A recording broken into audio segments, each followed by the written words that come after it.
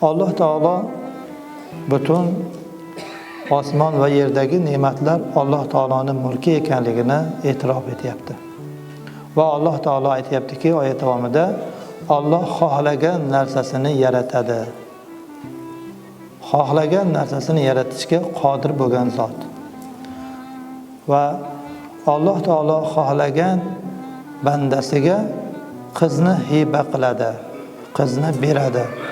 Va xohlagan bandasiga o'g'ilni beradi va xohlagan bandasiga ham o'g'il ham qizni beradi va xohlagan bandasini Alloh taolo bepush qilib qo'yadi. Alloh taolo bilguvchi va qodir zotdir deb oyat tugaydi.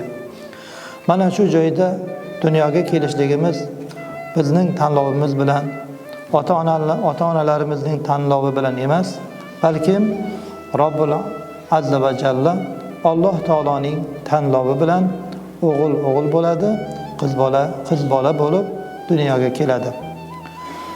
Shuning uchun dunyoga kelgan farzandlar qiz va o'g'il bo'lishligi Alloh taoloning irodasi deb biz uni qadariga rozi bo'lishligimiz lozim bo'ladi.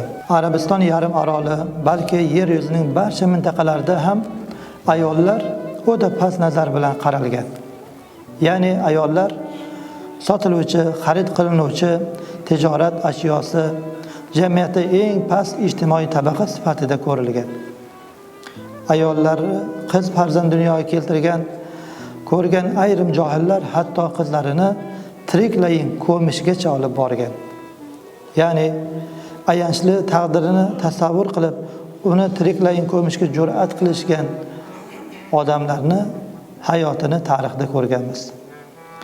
Hayotning barcha jabhalari qamrovchi islom dini kelgandan keyin ayollar huquqiga alohida e'tibor berilib, ayollarni maqomini Alloh taolo bizga Qur'oni Karimning 300 dan ziyod oyatlarida ularning maqomlarini Alloh taolo bizga bildirdi, ta'lim berdi.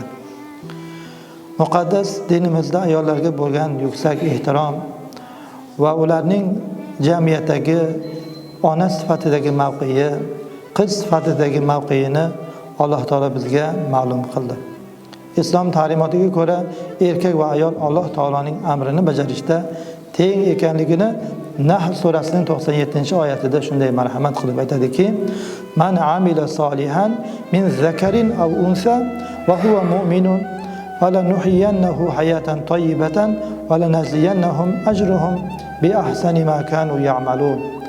Alloh taborak va taolo mana shu joyda erkak ayollarni birday zikr qilib marhamat qilyaptiki, erkakmi yoki ayolmi, kimda kim mu'min bo'lgan holida biror ezgu ish qilsa, bas biz unga yoqimli hayot baxsh eturmiz va ularni o'zlari qilib o'tgan go'zal solih amallari barobaridagi mukofot bilan taqdirlaymiz deb Alloh taolo marhamat qiladi. Demak, bu yerda ayollarga kam savob beriladi, erkaklarga ko'p savob beriladi degan Alloh taoloning ajratmasi yo'q. Balkim erkak va ayolga birday qilgan amallari uchun ajr berishligini va ularning darajadagi maqomotlari ham erkak ayollarni birday bo'lishligini Alloh taolo bizga bayon qilyapti.